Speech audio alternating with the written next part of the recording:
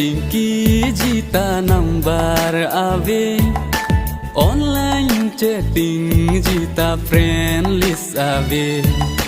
nang chi phong hung ri jita address chini ne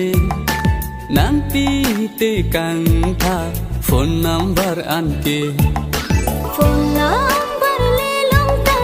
nang receive se ne Facebook friends le bang ta nang accept se ne phone number le long ta